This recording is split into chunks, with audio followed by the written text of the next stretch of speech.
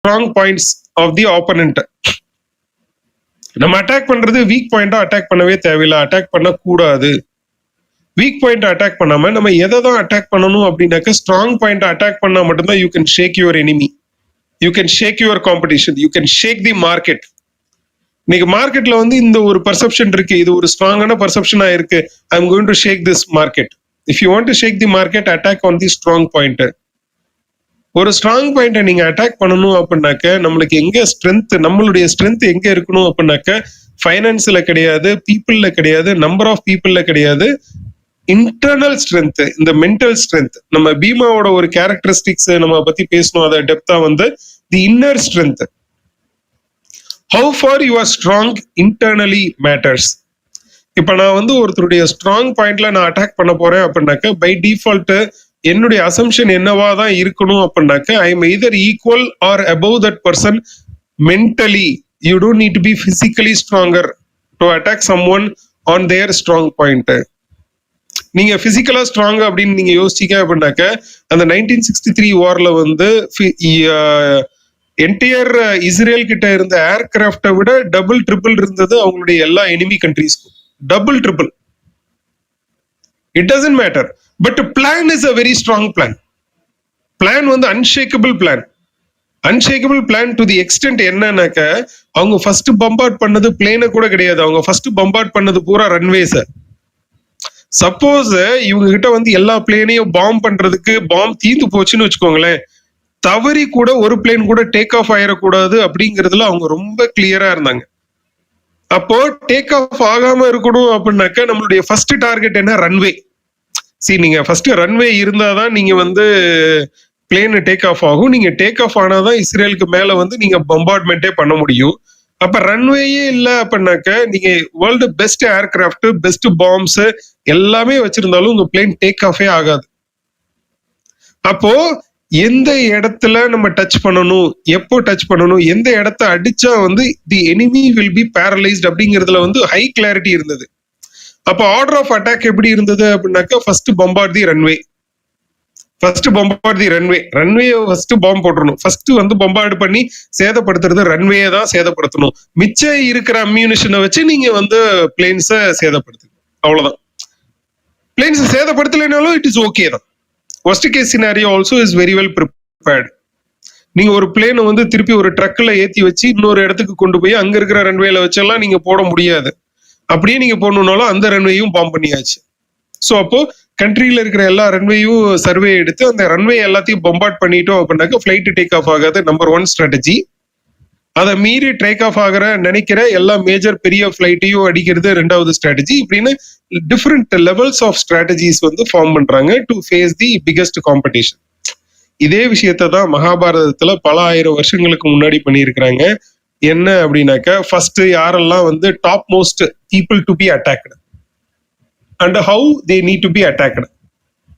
So அப்பதான் வந்து யாருக்கு என்ன ஸ்ட்ராங் பாயிண்டா இருக்கோ அதே வீக் பாயிண்டா மாறுது. கர்ணனு வந்து கர்ணன் எதை கேட்டாலும் கொடுப்பவன் Karnan. That is the strong point of Karnan. That becomes his own weak point also. இப்ப எதை கேட்டாலும் கொடுப்பியா, ஓகே ரைட், அப்பன்னா உன்னுடைய கவசத்தை குண்டலத்தை கொடு கேட்டாங்க.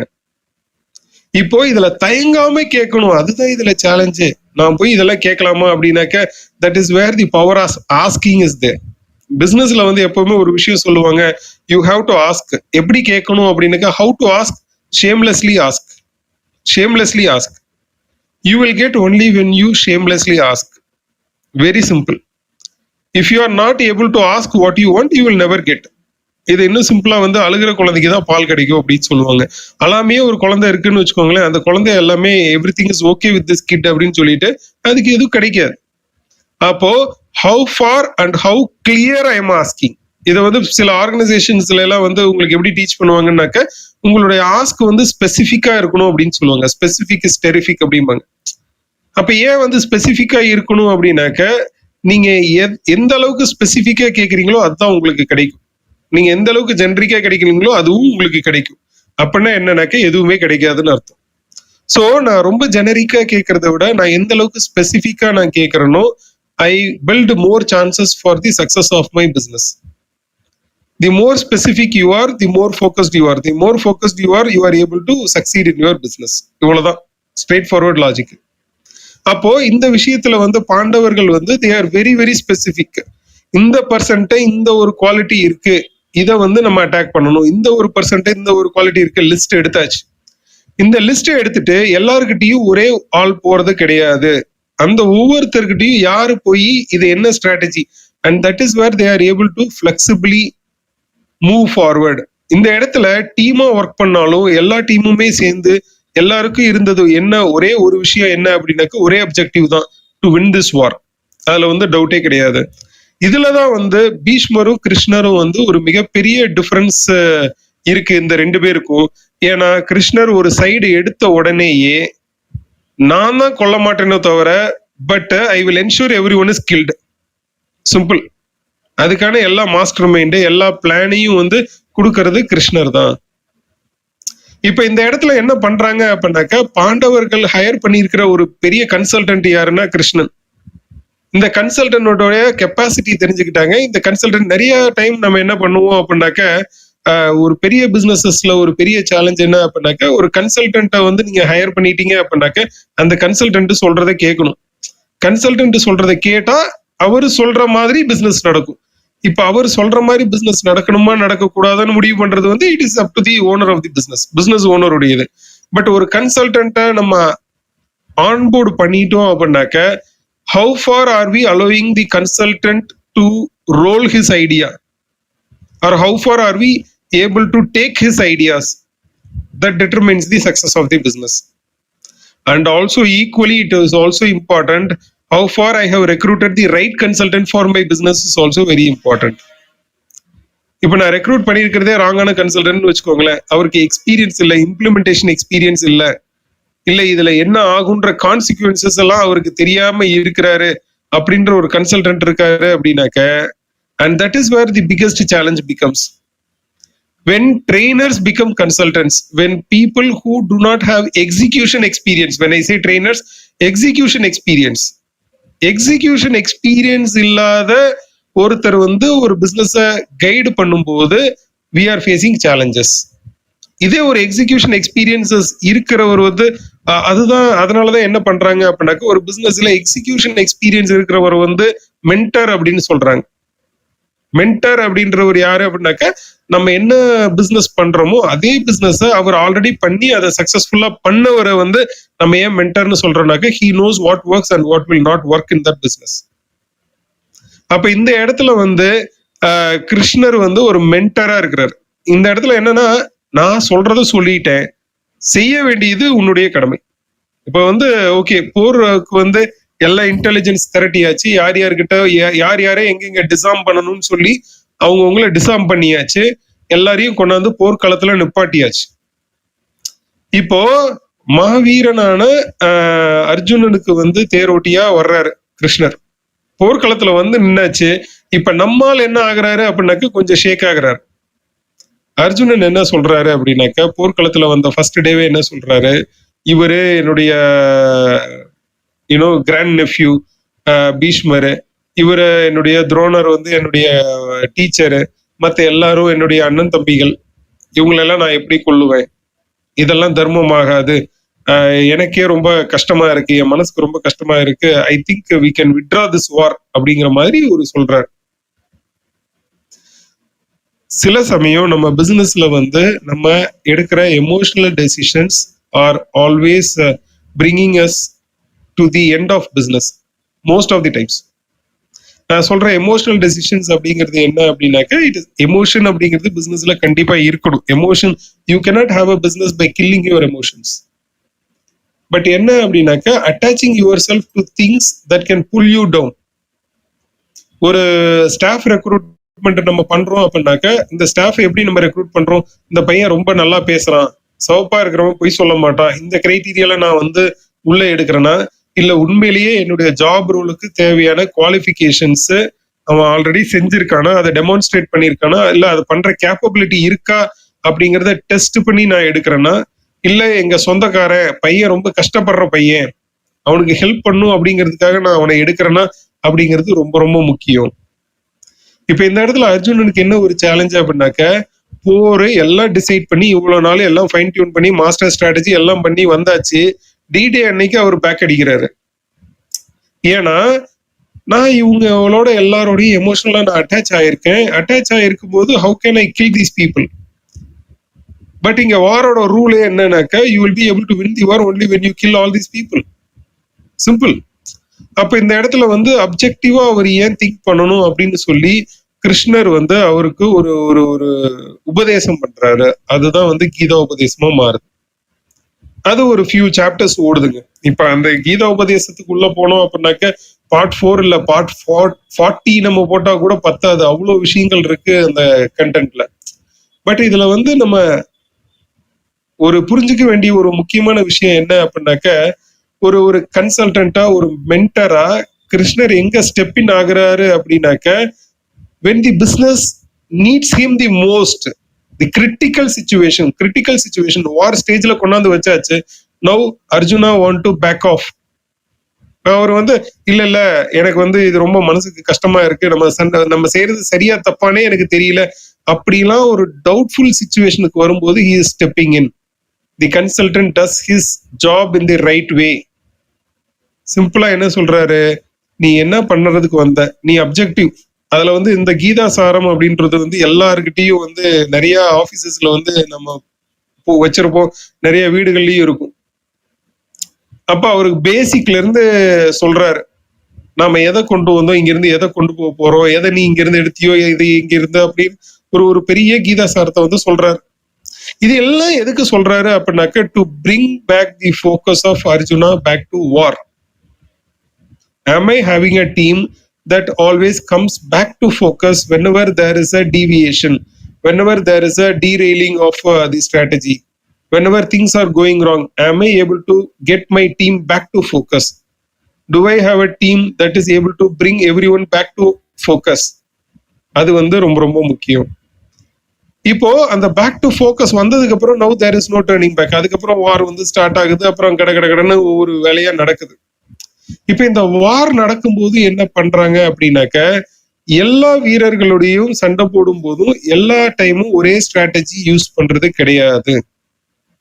எல்லா டைமும் எல்லா வீரர்களிடமும் ஒவ்வொரு ப்ராப்ளத்துக்கும் ஒரே ஸ்ட்ராட்டஜி யூஸ் பண்றது இல்ல. ஒவ்வொரு ப்ராப்ளத்துக்கும் ஒவ்வொரு ஸ்ட்ராட்டஜி யூஸ் பண்றாங்க.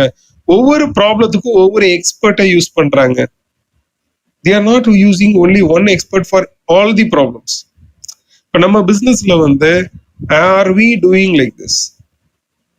இப்ப யாரு எதுல பெஸ்டா இருக்காங்களோ அவங்களுடைய பெஸ்ட்டை நம்ம டேப் பண்றோமா, இல்ல ஒரு ஸ்கில் செட் இல்லாத ஒரு இடத்துல இந்த ஸ்கில்லை டெவலப் பண்றதுக்கு நம்ம டைம் அதிகமா ஸ்பெண்ட் பண்றோமா? சார் ரெண்டு விஷயம். நான் வந்து இப்போ கோடிங் எழுதுறதுல வந்து ஐ எம் குட் அப்படின்னு வச்சுக்கோங்களேன். இப்போ நீங்க வந்து நான் வந்து சாஃப்ட்வேர் கோடிங்ல எழுதுறது இல்ல கான்செப்ட் டிசைன்ல வந்து நான் குட்னு வச்சுக்கோங்களேன். என்ன கான்செப்ட் டிசைன்ல நீங்க கான்செப்ட் டிசைன் பண்றத நீங்க விட்டீங்க அப்படின்னாக்க I will be doing a very good job. அப்ப நான் சிம்பிளா என்ன பண்ணணும் அப்படின்னாக்க, ஒரு கிராஃபிக் டிசைனிங் ஒர்க் இருக்கு அப்படின்னாக்க கிராஃபிக் டிசைனிங்ல யாரு பெஸ்டா இருக்காங்களோ அவங்களதான் நான் வந்து டிப்ளாய் பண்ணணும் அந்த ஆக்டிவிட்டிக்கு. so that we can complement each other's work. அப்ப நான் என்ன பண்ணக்கூடாது அப்படின்னாக்க, நான் கான்செப்டே நான் தான் டிசைன் பண்றேன், கிராஃபிக்கல் ஒர்க் நான் பண்ண முடியாதா அப்படின்னு சொன்னேன் அப்படின்னாக்க நான் பண்ணலாம். பட் அது செய்யறதுக்கு சில மாதங்கள் ஆகலாம், இல்ல சில வருடங்கள் கூட ஆகலாம். ஏன்னா அதை நான் கத்துக்கிட்டு செய்யணும். ஆனா இதை விட பெஸ்ட் என்ன அப்படின்னாக்க, ஒரு பிசினஸ்ல ஒரு பர்சனுடைய பொட்டன்ஷியலை அறிந்து, ஒரு பொட்டன்ஷியல் வந்து இந்த பர்சனுடைய பொட்டன்ஷியல் அவருடைய ஸ்ட்ராங் பாயிண்ட் என்ன அப்படின்னு அதை தெரிஞ்சுக்கிட்டு அந்த ஸ்ட்ராங் பாயிண்ட்ல அவங்களை எக்ஸ்ப்ளோர் பண்ண விட்டோம் அப்படின்னாக்க they will bring the best out of themselves. இத மகாபாரதத்துல ரொம்ப அழகா என்ன பண்ணிருக்காங்க அப்படின்னாக்க, யாருடைய ஸ்ட்ராங் பாயிண்ட் என்னென்ன அப்படின்னு பார்த்து அந்தந்த ஸ்ட்ராங் பாயிண்ட்டுக்கு தகுந்த மாதிரி பொசிஷன் பண்றாங்க, காம்படிஷனை ஆப்போனன்ட்ஸ்க்கு பொசிஷன் பண்றாங்க. அப்போ they are able to give their best. When you try to mismatch the competency and the expected delivery mismatch ஆகும்போதுதான் we get surprises. அப்போ நம்ம எதுல வந்து ஸ்ட்ராங்கா இருக்கோம், நம்ம எதுல வந்து ரொம்ப ஸ்ட்ராங் ஹோல்டா இருக்கோம். அதனாலதான் வந்து இந்த ஒவ்வொரு ஸ்ட்ராட்டஜியும் மாத்துவாங்க. ஒவ்வொரு பிளேயருக்கு தகுந்த மாதிரி ஒவ்வொரு ஸ்ட்ராட்டஜி. இதுல பியூட்டி என்னன்னா, இதெல்லாம் வந்து ஜெயிக்கிறவங்க மட்டும்தான் மாத்துவாங்கன்னு நீங்க நினைக்க கூடாது. நம்ம காம்படிட்டரும் நம்மளுக்கு அதை தான் செய்வாங்க. சரி, நம்ம காம்படிட்டருக்கு என்ன செய்யணும்னு நினைச்சிட்டு இருக்கோமோ, நம்ம காம்படிட்டரும் நம்மளுக்கு அதை தான் செய்வாங்க. நாங்க வந்து ஒரு ஒரு ஒரு ஒரு ஒரு பெரிய பிராண்டுக்கு வந்து ஒரு கன்சல்டிங் பண்ணும்போது, இப்போ ஒரு டிஸ்கஷன், இப்போ ரீசெண்டா நாங்க ஒரு டிஸ்கஷன்ல இருந்தோம். இட் வென்ட் ஃபார் ஒரு 7 hours 8 hours ஆஃப் டிஸ்கஷன்ஸ் எல்லாம் வந்து போயிட்டு இருந்தது. அதுல அவங்களுடைய மேஜர் ரெக்குவயர்மெண்ட் என்ன அப்படின்னாக்க, it is to collect intelligence on multiple angle என்ன அப்படின்னாக்க, they want to have in-depth intelligence about their own staff, number 1. In-depth intelligence about their market, number 2. In-depth intelligence about their competitors. How do we collect it and what we are going to do with that intelligence? அது அடுத்த விஷயம். இப்போ எல்லார்கிட்டையும் எல்லா இன்டெலிஜென்ஸும் இருக்கு, but what am I doing with that intelligence? இப்போ ஆப்பனண்ட்டுக்கு இதுதான் ஸ்ட்ராங் பாயிண்ட், இதுதான் வீக் பாயிண்ட் எல்லாமே தெரிஞ்சிருச்சு. நம்மளுடைய ஸ்ட்ராங் பாயிண்ட், வீக் பாயிண்ட் எல்லாமே தெரிஞ்சிருச்சு. No what we do with that decides the success in business. நம்ம காம்படிட்டரோட ஸ்ட்ராங் பாயிண்ட், வீக் பாயிண்ட் என்னன்னு தெரிஞ்சிருச்சு. அது ஷோ ஆஃப் தான், அது பிளஃபிங் தான் நம்மளுக்கு தெரிஞ்சிருச்சு. There is a high chance of winning அப்படிங்கிறது கிளியரா தெரிஞ்சிருச்சு. So what do we do with that? What are we doing with that matters. அப்ப இந்த இடத்துல தான் வந்து execution plays a vital role. ஒரு வின்னருக்கும் லூசருக்கும் இருக்கிற ஒரே ஒரு டிஃபரன்ஸ் வந்து ஸ்பீட் ஆஃப் எக்ஸிகியூஷன் தாங்க. ஒரு வின்னர் என்ன பண்ணுவாரு அப்படின்னாக்க, திங்கிங் அந்த திங்க் பண்ண எக்ஸிக்யூட் பண்ண ஆரம்பிச்சிருவாரு. போகும்போது பாத்துக்கலாம், எரர் வரும்போது பாத்துக்கலாம், பிரச்சனை வரும்போது பாத்துக்கலாம், எந்த இடத்துல நம்ம ஸ்டக் ஆகும்போது அந்த ஸ்டக்கிங் பாயிண்ட வந்து நம்ம எப்படி வந்து அடுத்த லெவலுக்கு கொண்டு போறதுங்கிற பத்தி பாத்துக்கலாம். ஒரு லூசிங் பிசினஸ் என்ன பண்ணுவாங்க அப்படின்னாக்க, they always aim for perfection. We always want to launch the perfect product. பிரச்சனை என்ன அப்படின்னாக்க, the perfect அப்படின்னு ஒண்ணு இல்லை, the perfect doesn't exist அப்படிங்கிற ஒரு கிளாரிட்டி நம்மளுக்கு வந்துருச்சு அப்படின்னாக்க, அப்ப நம்ம என்ன பண்றோமோ அதை வந்து இப்பவே பண்ணணும்னு நினைக்கிறத இம்மீடியட்டா பண்ண ஆரம்பிக்கணும். The more faster you act on things, the faster you get result. The entire Mahabharata வார் வந்து எவ்வளவு நாள் தான் லாஸ்ட் ஆகுது அப்படின்னாக்க, 18 நாள் தான். 18 நாள் தான். இந்த 18 நாள் it defines the entire Epic. இந்த 18 நாள் இந்த ஃபைனல் ஷோ டவுன் அப்படிங்கிறது வந்து இந்த 18 நாள். இந்த 18 நாளுக்கு எவ்வளவு நாள் ப்ரிப்பேர் ஆயிருக்காங்க அப்படின்னாக்க, சில வருடங்கள் ப்ரிப்பேர் ஆயிருக்காங்க. by all means. இப்போ ஒரு பிசினஸ்ல வந்து, am I having qualified people who are well prepared for situations அப்படிங்கிறது ரொம்ப ரொம்ப முக்கியம்.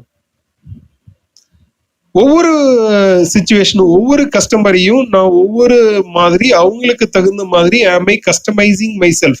Am I offering them a customized service? Am I offering a customized product? Am I offering a customized support according to the customer? Not all the clients have the same problem. இது நம்ம கிளியரா பார்த்தோம். அதே மாதிரிதான் not all the competitors have same strategy. You cannot use one strategy for everyone. ஒரு விஷயம் சொல்லுவாங்க ட்ரைனிங்ல வந்து, நான் ஒரே விஷயத்த திரும்ப திரும்ப திரும்ப ஒரே மாதிரி பண்ணிட்டு நான் டிஃபரெண்ட் ரிசல்ட்ஸ் எதிர்பார்க்க முடியாது. If I want different results, then I have to do different things in different ways. நான் மல்டிபிள் மெத்தட்ஸ்ல எவ்வளோ அதிகமா நான் ட்ரை பண்றேனோ அப்பதான் வந்து I will be able to get different results. So அப்போ நான் வந்து மல்டிபிள் மெத்தட்ல நான் ட்ரை பண்ணா எப்பவுமே நான் ஜெயிக்க தான் போறேன் அப்படின்னாக்க கிடையாது. Sometimes you will also fall. இப்போ பாண்டவர்கள் சைட்ல இருந்து இழப்பே இல்லையா? நிறைய இழப்பு இருந்தது.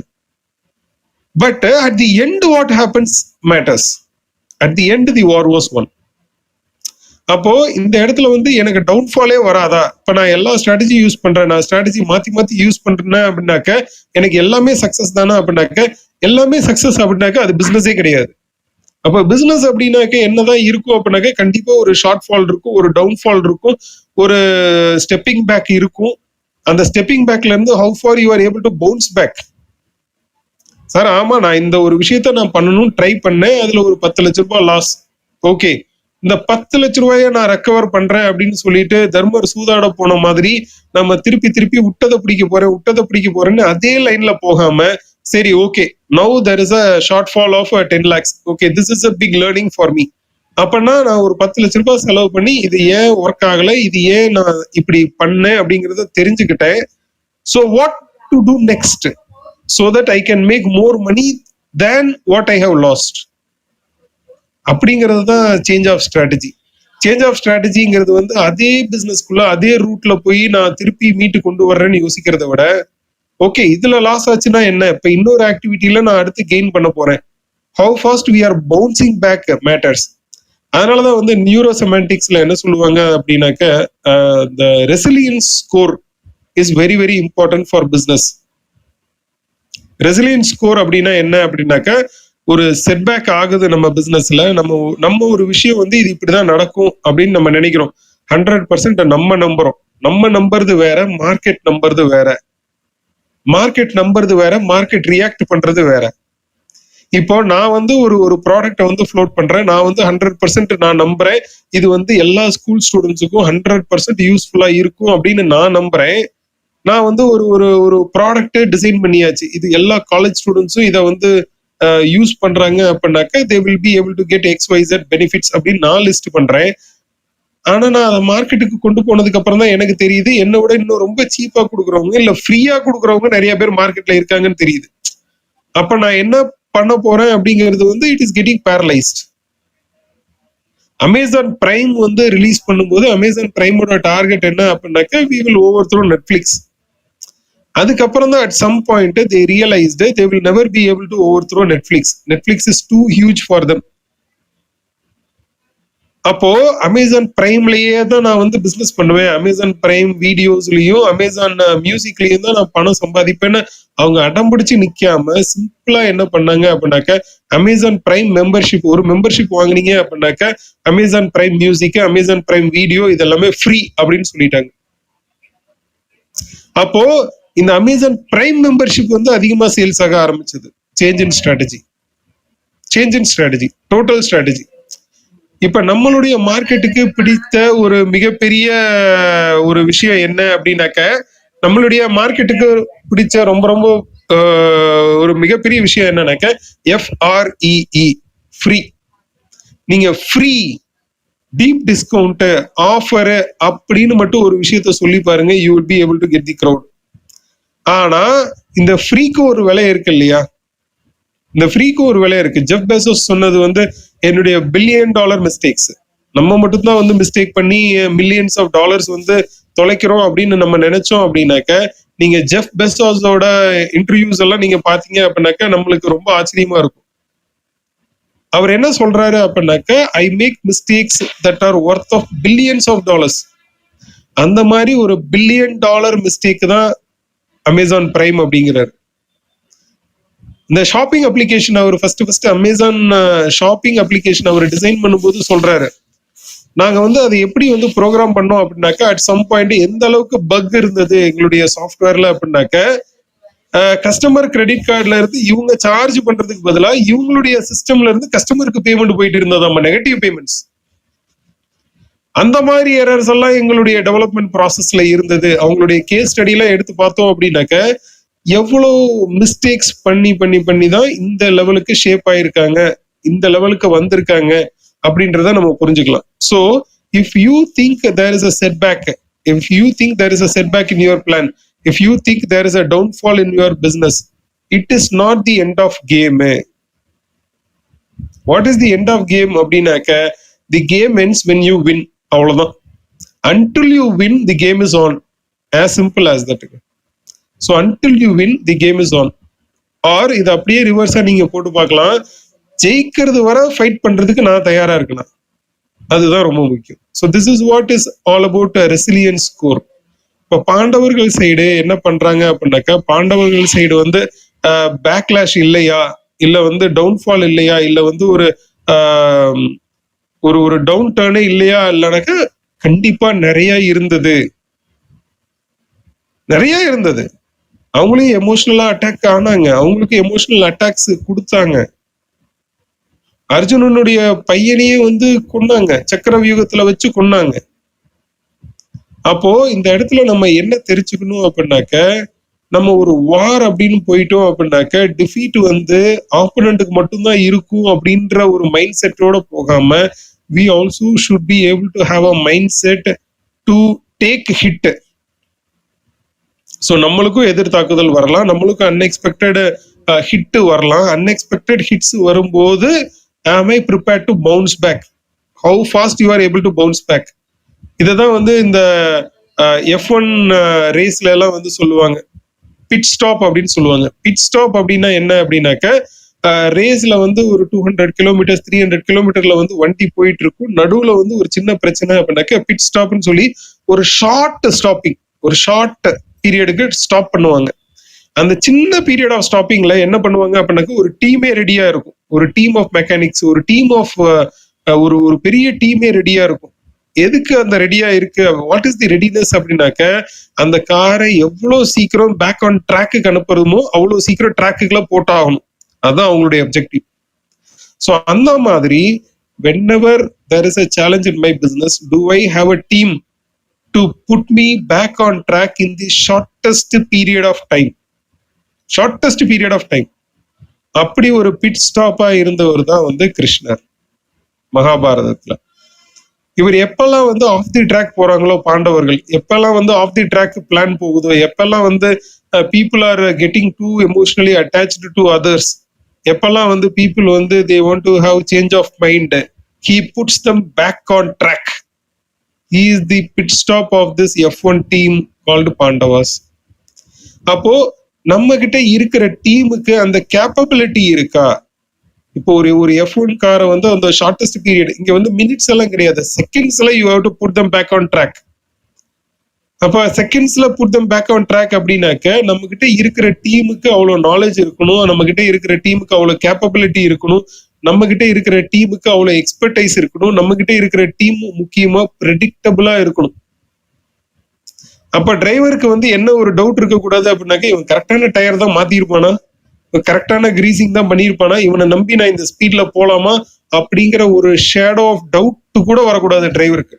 Driver should always be confident about his team.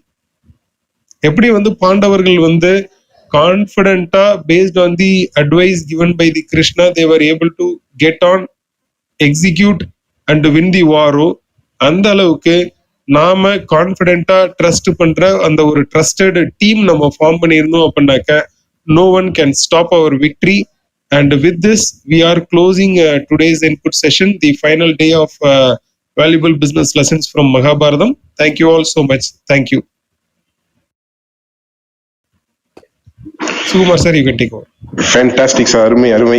ஆக்சுவலா வந்து 4 நாள் வந்து ரொம்ப சிறப்பா ஒவ்வொரு சப்ஜெக்ட்லயும் வந்து ஒவ்வொரு இண்டிபெண்ட் பர்சனோட கேப்பபிலிட்டிஸ், கேரக்டர்ஸ் நம்ம வந்து எலாபரேட்டா டிஸ்கஸ் பண்ணோம் சார். நிறைய தெரிஞ்சுக்கிட்டோம், நிறைய விஷயம் தெரிஞ்சுக்கிட்டோம். அந்த ஃபைனலா வரும்போது ரைட் டீம், குவாலிஃபைட் டீம் வந்து நம்ம கிட்ட இருந்ததுன்னா we can win our business. அது வாராகட்டும் பிசினஸ் ஆகட்டும், கண்டிப்பா நம்மளால ஜெயிக்க முடியும் அப்படின்னு ரொம்ப அனாலிசிஸ், டீடைல்டு அனாலிசிஸ் பண்ணி சொன்னீங்க சார். ரொம்ப ரொம்ப தேங்க்ஸ். ஏன்னா எனக்கு நல்லா தெரியும் சார், உங்க கூடயே நாங்க டிராவல் பண்றங்காட்டி வந்து நீங்க இந்த மகாபாரதத்துல இருந்து பிசினஸ்க்கான எஃபர்ட்டை பிரிச்சு அதை எக்ஸ்பிளைன் பண்றதுக்காக எஃபர்ட் பிரிச்சு எடுத்திருப்பீங்க பாத்தீங்கன்னா, அந்த எஃபர்ட் வந்து எத்தனை நாள் இருந்திருக்கும், எவ்வளவு நேரம் நீங்க இதுக்காக உட்கார்ந்து ஸ்பெண்ட் பண்ணிருப்பீங்க அப்படிங்கிறது வந்து எங்களால உணர முடியுது. கண்டினியூஸா 4 days வந்து ஒவ்வொரு நாளும் 1 மணி நேரம், ஆல்மோஸ்ட் வந்து 1 hour மேலே 1 hour 20 minutes நீங்க பிளான் பண்றீங்க அப்படின்னா ஆல்மோஸ்ட் வந்து 4 hour 80 minutes அந்த அளவுக்கு நீங்க வந்து ஒரு ஆல்மோஸ்ட் 5 hours வந்து நீங்க வந்து இது எக்ஸ்பிளைன் பண்ணிருக்கீங்க. பட் ஆனா அதுக்கான பேக் ஒர்க் வந்து எவ்வளவு கஷ்டப்பட்டிருப்பீங்க அப்படிங்கிறது எங்களால தெரியுது. நீங்க தேங்க்ஸ் சார், நீங்க இவ்வளவு எஃபர்ட் போட்டு இது எங்களுக்காக டைம் ஒதுக்கணுங்கிறதுக்காக நீங்க வந்து பண்றது ரொம்ப ரொம்ப நன்றி சார். நிறைய இன்ஃபர்மேஷன்ஸ் கேதர் பண்ணிக்கிறோம். நம்ம மெம்பர்ஸும் நிறைய பேர் வந்து நிறைய இன்ஃபர்மேஷன்ஸ் கேதர் பண்ணிக்கிறாங்க. சிலருக்கு வந்து நீங்க இப்ப கீழே இருக்கக்கூடிய லிசனர்ஸ் ஆர் மெம்பர்ஸ் வந்து நீங்க மேல வந்து நீங்க இந்த டாபிக் வந்து உங்களுக்கு எவ்வளவு இன்ட்ரெஸ்டிங் ஆகுது, எவ்வளவு விஷயம் நீங்க புரிஞ்சுக்கிட்டீங்கிறத நீங்க வந்து இங்க ஷேர் பண்ணிக்கலாம். சிலருக்கு வந்து ஹேண்ட் ரைசிங் ஆப்ஷன் வந்து கீழே ஓப்பன் ஓபன் ஆகாம இருக்கும். அது என்ன காரணம்னா, நீங்க இந்த தமிழ் பிசினஸ் கிளப்ல மெம்பர் ஆகாம இருந்தீங்கன்னா மட்டும்தான் உங்களுக்கு ஹேண்ட் ரைசிங் ஆப்ஷன் வந்து ஓபன் ஆகாம இருக்கும். என்னன்னா இது வந்து ஹேண்ட் ரைசிங் ஆப்ஷன் ஒன்லி மெம்பருக்கு மட்டும் தான் கொடுத்துருக்கோம். அதனால கீழே லிசனரா இருக்கிறவங்க நீங்க இந்த தமிழ் பிசினஸ் கிளப் அப்படிங்கிற நேம் பக்கத்துல இருக்கக்கூடிய கிரீன் கலர் ஹவுஸ் பட்டனை வந்து கிளிக் பண்ணி நீங்க எங்க ரூல்ஸ் படிச்சுக்கிட்டு நீங்க இந்த தமிழ் பிசினஸ் கிளப்ல மெம்பர் ஆயிக்கலாம். மெம்பர் ஆகும்போது ஆட்டோமேட்டிக்கா உங்களுக்கு ஹேண்ட் ரைசிங் ஆப்ஷன் ஓப்பன் ஆகும். நீங்களும் மேல வந்து உங்க கருத்துக்களை பதிவு செய்யலாம். அதே போல இந்த செஷன் முடிஞ்ச உடனே வந்து பிசினஸ் பிரசன்டேஷன் இருக்கும். நீங்களும் ஒரு 40 மினிட்ஸ் வரைக்கும் 40 செகண்ட்ஸ் வரைக்கும் உங்களுடைய பிசினஸ் பிரசன்ட் பண்ணலாம். ஒரு நாள் உங்களுக்கு வந்து டீடைல்ல வேற எனக்கு ஒரு ஃபுல் டே வந்து அது ஃபுல் டேனா ஜஸ்ட் மீன்ஸ் 1 hour வந்து எனக்கு பிசினஸ் பிரசன்ட் பண்ணணும் சார், உங்க பிசினஸ் பிரசன்ட் பண்ணணும் அப்படி விரும்புனீங்கன்னா நீங்க எங்களை பேக் சேனல் கான்டெக்ட் பண்ணா உங்களுக்கு வந்து அந்த 1 hour வந்து ஒரு நாள் நாங்க ஒதுக்கி கொடுப்போம். அதுல உங்க பிசினஸ் பத்தின டீடைல்டு பிரசன்டேஷன் 1 hour நீங்க வந்து எங்க மெம்பருக்காக நீங்க இங்க பிரசன்ட் பண்ணலாம். Okay, next we can go to RK sir. நீங்க இன்னைக்கு இந்த 4 நாள் நீங்க நிறைய பார்த்திருப்பீங்க, நிறைய இன்ஃபர்மேஷன் கேதர் பண்ணிருக்கீங்க சார் கிட்ட இருந்து. உங்களோட டேக் அவே என்ன சார்? ஓகே, ஒரு சம்மரைஸா பண்ணிடுறேன் சார். அனைவருக்கும் காலை வணக்கம். 4 நாள் பாரதம் நடத்திய திரு கரிகோலையர்களுக்கு மனமார்ந்த நன்றி. அதாவது இது வந்து ஒரு கடல் மாதிரி, இது எல்லாத்தையும் ஒரே நாள் எடுத்து கொடுத்துட முடியாது, அது ஒரு லிமிடேஷன் தான். நான் சுருக்கமா சொல்லிடுறேன். 4000-5000 ஆண்டுகளுக்கு முன்பு நடந்ததாக ஆய்வாளர்கள் கூற்றுப்படி நம்பப்படுகிறது. ஆனால் இப்படியெல்லாம் நடக்க முடியுமா? முடியலாம் என்ற நம்பிக்கை பாசிட்டிவா திங்கிறால் நடந்திருக்க முடியும். இல்லை, முடிய வாய்ப்பில்லை என்று எதிர்மறையாக சிந்தித்தாலும் அதுவும் தவறாக நான் சொல்லவில்லை. ஏனென்றால் அது நடைபெற்ற காலத்தில் நானும் இல்லை, நீங்களும் இல்லை. இதைத்தான் கரிகோலையர் அடிக்கடி சொல்வார்கள், சில தெரியாததை தெரியாது என்று ஒத்துக்கொள்வது மிக மிக நன்று. ஏனென்றால் அந்த நிகழ்வு என்பது நாம் இருந்திருந்தால் உண்மை பொய் என்று வாதிடலாம். நானும் இல்லை, நீங்களும் இல்லை. அதனால் அவரவர் கூட்டுப்படியே அவருடைய விருப்பப்படியே தெளிவு பெற விரும்புகிறேன். முதலாவதாக மகாபாரதம் படிப்பது எப்படி என்பதை எழுத்தாளர் எஸ். ராமகிருஷ்ணன் அவர்கள் தெரிவித்துள்ள சில கருத்துக்களை தெரிவிக்க விரும்புகிறேன். மகாபாரதம் எப்படி படிக்க வேண்டும், எதற்காக படிக்க வேண்டும், எவ்வளவு காலம் படிக்க வேண்டும் என்று சொல்லுகிறார். வெறும் கதைகளுக்காக என்றால் 6 மாதம் போதும். இதிகாச பாணியில் படிக்க வேண்டும் என்றால் 5 வருடம் வேண்டும். இல்லை, நான் அனைத்தையும் அப்படியே படிக்க வேண்டால் வாழ்நாள் முழுவதும் படித்துக் கொண்டிருக்க வேண்டும். இவ்வளவு காலம் எல்லாருக்கும் பாசிபிலிட்டி இருக்கா என்பதை அவரவர்கள் சிந்திக்க பார்க்க வேண்டும். அடுத்து இது வந்து ஏனென்றால் மகாபாரதம் 18 அத்தியாயங்களை கொண்டது, 13 to 15,000 பக்கங்களை கொண்டது, 1,20,000 ஸ்லோகங்களை கொண்டது. இது கிரேக்க இலக்கியங்களுடைய 10 மடங்கு பெரிதாக நம்பப்படுகிறது. எனவே இதனால் தான் இதனுடைய கால அளவை நான் மேற்கொண்டு குறிப்பிட்டிருந்தேன். எனவே மேலும் ஒரே மீச்சு படித்து விட முடியாது, படிக்கவும் முடியாது. படித்து தெரிந்தால் இதை படிக்கலாம், ஆனால் புரிந்து கொள்ள முடியாது. ஏனென்றால் இது கதைக்குள் கதை, முன்பின் நகரும் கதை, ஒரு கதைக்குள் மாறுபட்ட கதைகள் என்று வெவ்வேறு கோணத்தில் செயல்படுகிறது. வாசிக்கும் போது நடக்கும் போது நமக்கு சில குழப்பங்கள் ஏற்படலாம். இது உண்மையாக இருக்குமா, கற்பனையா என்று தொடங்கும். இதையெல்லாம் அப்புறப்படுத்தி விட்டு தான் படிக்க வேண்டும். அப்பொழுதுதான் அதனுடைய சூட்சுமம் நமக்கு விளங்கும். அடுத்து இது பண்டைய இந்தியாவில் நடைபெற்ற கதை சம்பவம். அதாவது அன்றைய இந்தியா எப்படி இருந்திருந்தது என்பதை இதன் மூலம் நாம் உணர முடியும். ஆகவே நம்ம கற்பனைகளையும் நம்ம என்ன சொல்றது ஒரு தர்க்கவாதங்களை விடுவித்து தான் இதை படிக்க வேண்டும். அடுத்து புனித நூல் என்ற கோணத்தில் படிக்க வேண்டாம். ஏனென்றால் அதனுடைய கான்செப்ட் மாறி போயிடும். இது வந்து இவங்க நீதி நூல்னு சொல்லியிருக்காங்க. வெறும் நீதி நூலுக்காக படிச்சோம்னா வணிக நோக்கங்களை படிக்க முடியாது, வாழ்வியல் தத்துவங்களை தெரிஞ்சிருக்க முடியாது. அதாவது ஒரு போகஸ போடணும், அந்த ஒரு போகஸ நியாயமா தெரியும் நமக்கு. அதனால ஒரு போகஸ போகாதீங்க, நீங்க காமனா படிங்க. படிப்பதை விட வாசித்து கேட்பது நலம் என்று சொல்கிறார். அதையும் நாங்கள் ஃபாலோ செய்யலாம். அதற்கு நம்புவதற்கு தடையாக இருப்பது என்பது எதனால் கொஞ்சம் தடையா இருக்குன்னா, நம்ம மகாபாரத கதைகள்லாம் அறகுறை ஏற்கனவே கேட்டு வச்சு நமக்குள்ள ஒரு மைண்ட் செட் வச்சிருக்கோம். அதையும் தூரம் வச்சுட்டு அந்த கதைகளை கேட்டாதான் அந்த கதையினுடைய தத்துவங்கள் புரியும். அடுத்து மகாபாரதத்தை தழுவி அவ்வப்போது எழுத்தாளர்கள் தங்கள் பார்வையில் விவாதித்திருக்கிறார்கள்.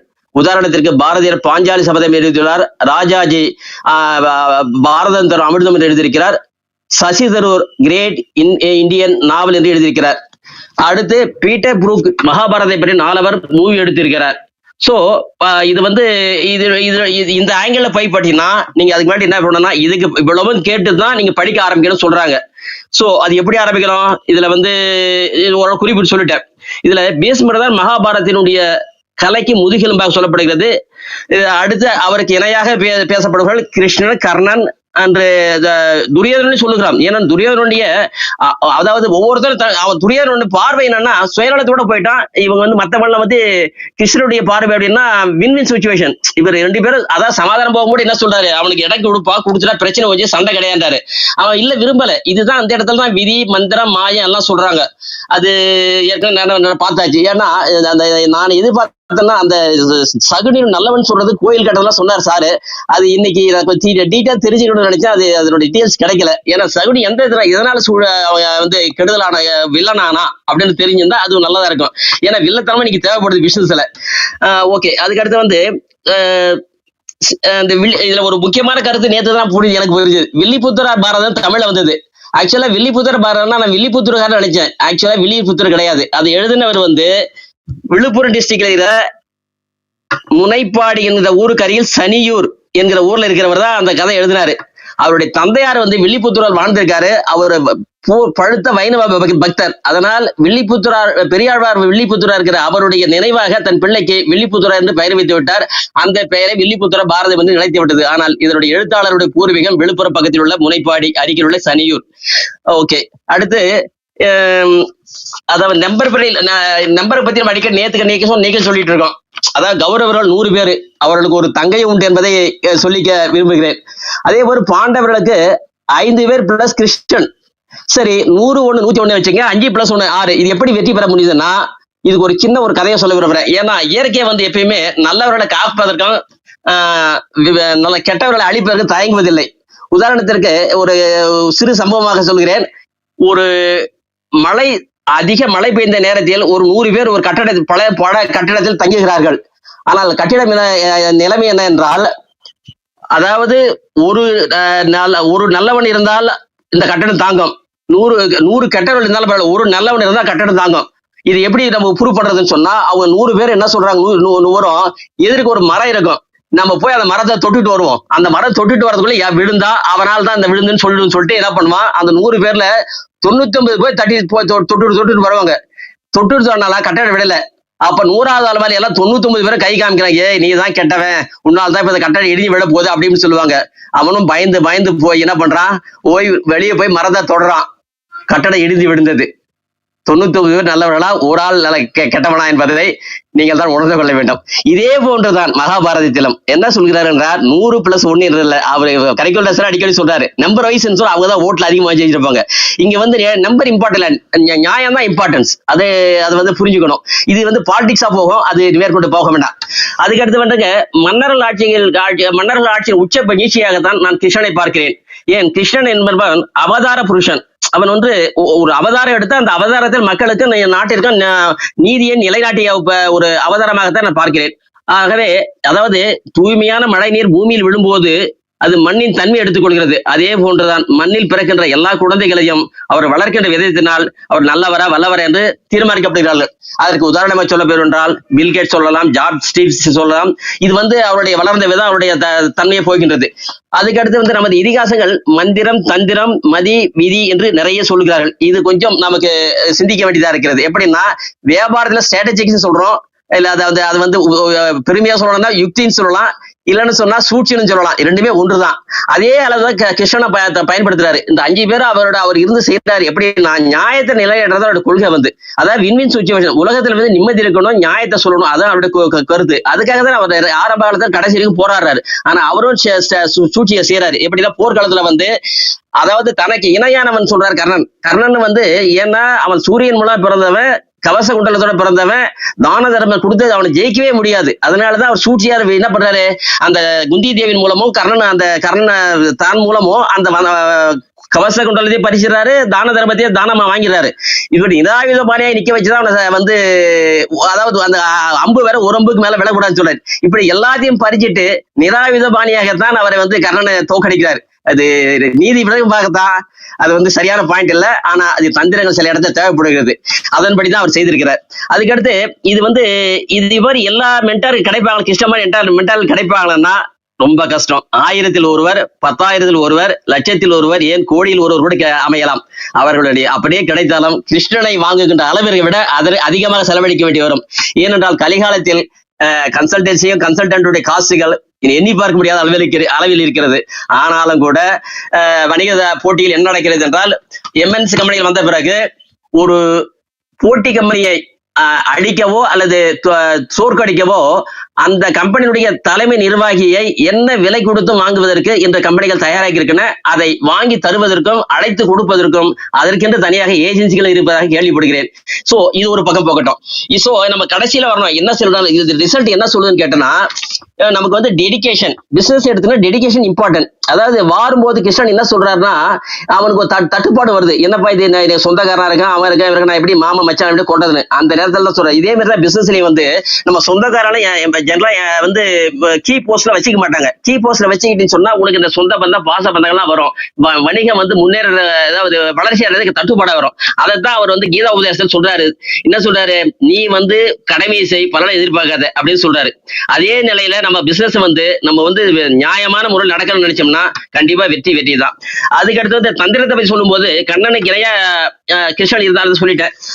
ஓகே, அதுக்கு அடுத்து இயற்கை வினோதம் என்னன்னா, அதாவது துரியோதன மாதிரி அந்த 100 பேரும் இருந்தா அந்த படை வென்றிருக்க முடியாது. அதே போல 5 பேர் பக்கம் கிருஷ்ணன் இல்லாம இருந்தாலும் அந்த படம் தோத்து போயிருக்கும். இதுதான் இயற்கையுடைய வினோதம். சோ இது வந்து இதையே நம்ம ஒரு பிசினஸ்க்கு ஒரு நீதியோட எடுத்துக்கிடணும். கடைசியா ஃபைனலைஸ் பண்ற என்ன சொல்றேன்னா, வணிக வாய்ப்புகள் வந்து ரொம்ப மலிந்து வாய்ப்புகள் வந்து பறந்து விருது கிடைக்கிறது.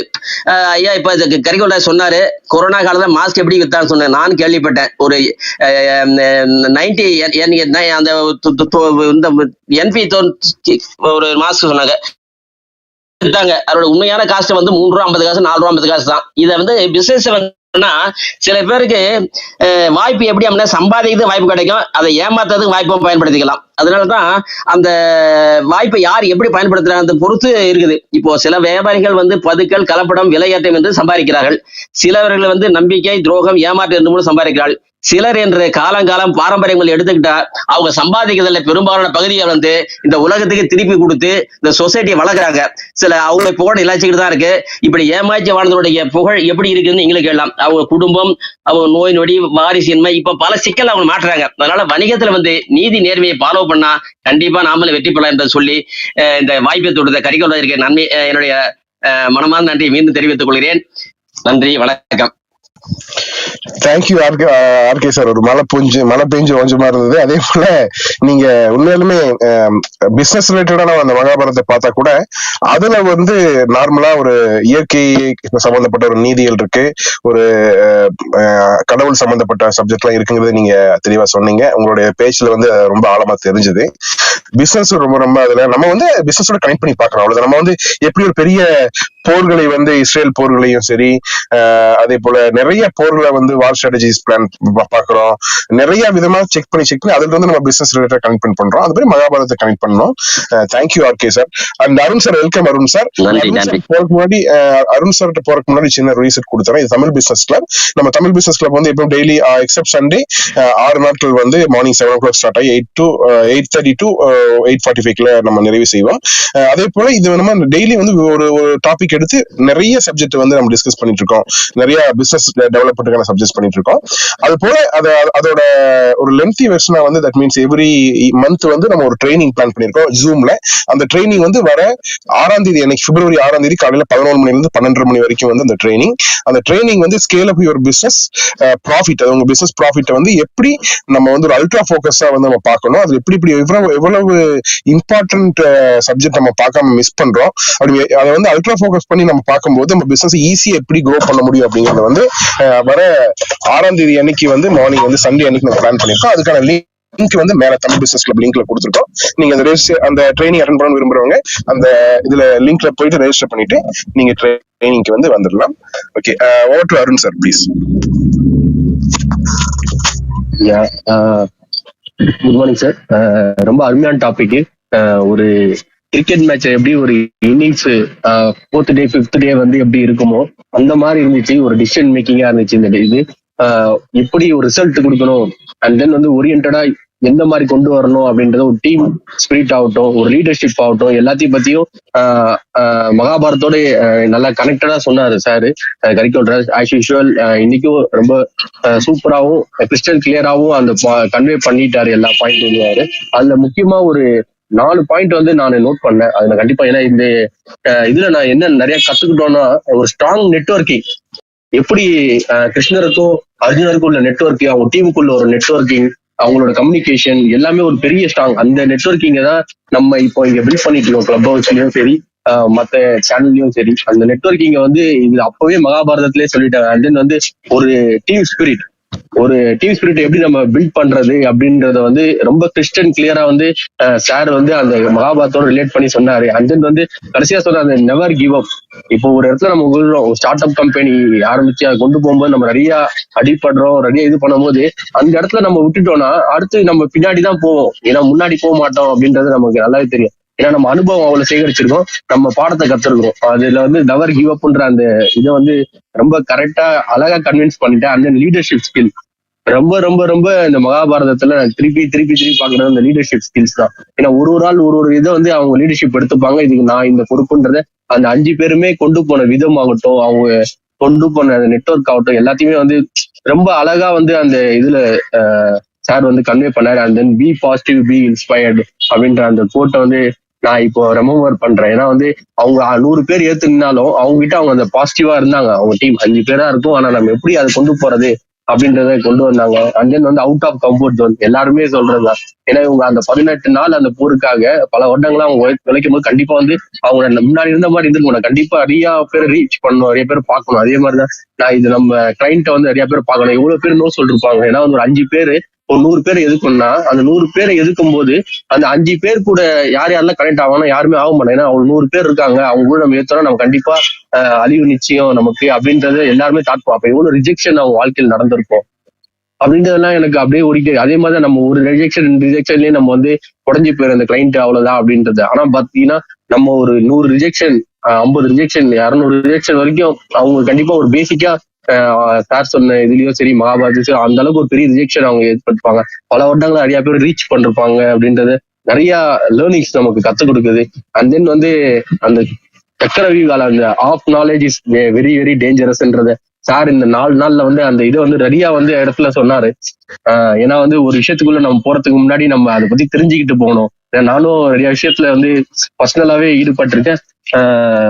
இந்த மாதிரி பாதி நாளையில போயிட்டு அது எதுவுமே தெரியாம இருக்கும்போது நம்ம இன்னொருத்தவங்க டிபெண்ட் பண்ண வேண்டியதா இருக்கு. அவங்க அந்த இடத்துல வந்து நம்ம விட்டு போயிட்டாங்க, அந்த இடத்துல நம்ம கூட அந்த மிஸ்கம்யூனிகேஷன் கொஞ்சம் நடந்தா கூட அந்த ப்ராஜெக்ட் அப்படியே ஓல்ட் ஆயிருது, அந்த நெக்ஸ்ட் ஸ்டெப் கொண்டு போக முடியாதுன்ற அந்த இதெல்லாம் வந்து ரொம்ப அருமையா சொன்னாங்க. அதனால இப்போ நிறைய வந்து பிஃபோர் மகாபாரதா ஆஃப்டர் மகாபாரதா நம்ம லைஃபையே வந்து நம்ம எடுத்துக்கலாம்ன்றது தெரிய வருது. Thanks for this wonderful opportunity to கரிக்குலர் sir and then Tamil business club. Have a great day. இன்னைக்கு ஒரு புது மனிதனா பிறந்திருக்கோம் தான் எனக்கு தெரிஞ்சு. தேங்க்யூ. Thank you Arun sir. நீங்க பேசும்போது அந்த எமோஷன் வந்து நல்லா தெரிஞ்சது. நீங்க எவ்வளவு நீங்க ரொம்ப நாளா சேல்ஸ் அண்ட் மார்க்கெட்டிங்ல வந்து நிறைய கத்துக்கணும்னு ஒவ்வொரு நாளும் ஆசைப்பட்டிருக்கீங்க. கண்டிப்பா இந்த 4 நாள் வந்து உங்களுக்கு பெரிய பிக் ட்ரீட்டா தான் இருந்திருக்கும். இது கண்டிப்பா தொடரும் சார். அதே மாதிரி நீங்க நம்ம சார் வந்து நிறைய ட்ரைனிங் கொடுக்குறோம், அதுலயும் நிறைய கலந்துக்கங்க, நிறைய இன்ஃபர்மேஷன் உங்களுக்கு கிடைக்கும். நாலேஜ் நீங்க லேர்ன் பண்ணிட்டு நாலேஜ் லேர்ன் பண்ணது மட்டும் பத்தாது, லேர்ன் பண்ணதுக்கு அப்புறம் அதை வந்து நம்மளோட பிசினஸ்ல வந்து இம்ப்ளிமெண்ட் பண்ணி பார்க்கணும், எக்ஸிக்யூட் பண்ணி பார்க்கணும். அப்பதான் வந்து இங்க நம்ம கத்துக்கிற விஷயங்களோட அதோட வேல்யூ கண்டிப்பா நமக்கு கிடைக்கும். Thank you Arun sir. And Naveen sir, are you there? Okay, no issue. And Tufail sir, welcome Tufail sir. Hello, am I audible? Yes, sir. Yeah, okay. Thanks, Suma sir. And see, I would like to have the first session for myself.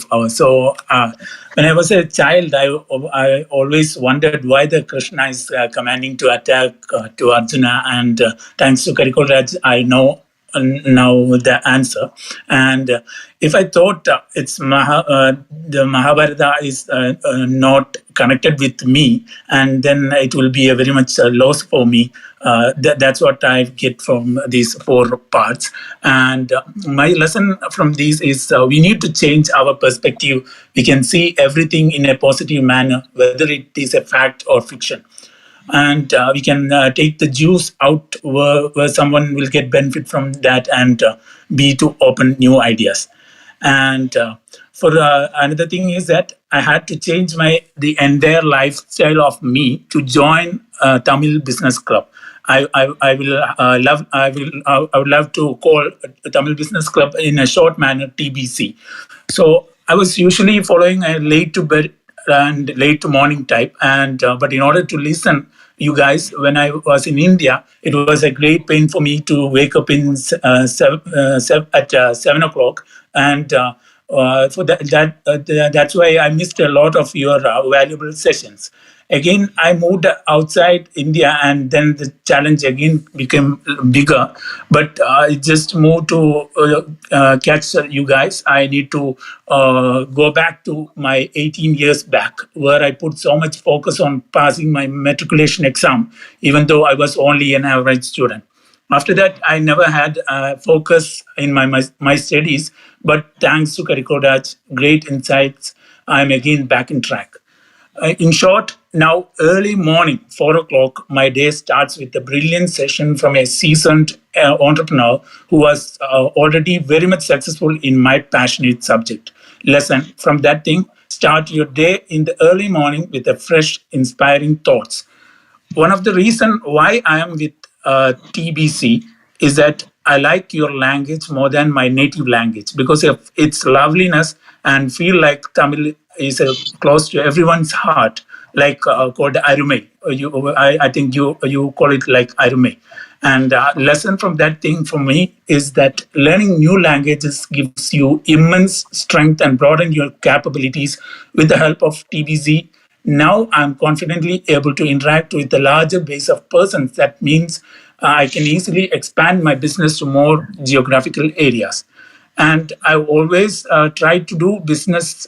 And the important fact is that always try to do your business what you know or what you are imperfect. Because every time I try to speak Tamil, that's where I get stuck. When all my words are getting stuck, when my thoughts that I know some Tamil like that. So lesson, stick with what you know until you are perfect with the subject. Okay. And the TBC follows some kind of persistency and structure thanks to Karikoraj's excellent business strategy topics rather than vaguely choosing in all the matters, since he always chooses relevant topics that clearly make clubs' names very much meaningful. Lesson, always get organized in a structured manner. For every organization or any movement, there should have a vision and mission, of course, a team leader. We need to find a mentor. From that, I get that we need to find a mentor, and we should transform ourselves as a team leader. And TBC always have it. TBC also follows TBC only allows members to talk. A nice strategy where Karikoraj filters all the audience and avoid any rubbish speeches. Lastly, we are now around for more than 32 people over here. You know, in order to give some pushing to the Karikoraj and team, you have to share the torch by simply referring or pinging to your friends or relatives. Okay, you know, nothing in this world comes as free. If you want to listen and give some motivation to the speakers, they need a larger audience, and it's just my opinion. Thanks. Thank you, Tufail. For everyone in the room, Tufail is connecting with us from Bahrain every day morning from 4 o'clock. Thank you, Tufail. Thank you, Tufail sir, for your great input. And welcome, Uma madam, please. Thank you, sir. Excellent 4 days. Great learnings. இன்னைக்கு வந்து especially two or three prominent points what I like to quote is like rather than concentrating on your opponent's weakness, concentrate on the strength. Definitely a worthwhile point, sir. And அந்த angle வந்து not many people will do. And if they do, definitely it will be a path to success அப்படிங்கிறது மட்டும் நல்லா தெரியுது. Half learning is how dangerous அப்படிங்கிறதும் one another thing. And third is the concept of consultation. Until and unless you follow him, don't take him as your consultant. And ரெண்டாவது, how when the consultant should come into picture and when the person who's going to execute should come into picture. அப்படிங்கிறது definitely a worthful point, sir. Thank you.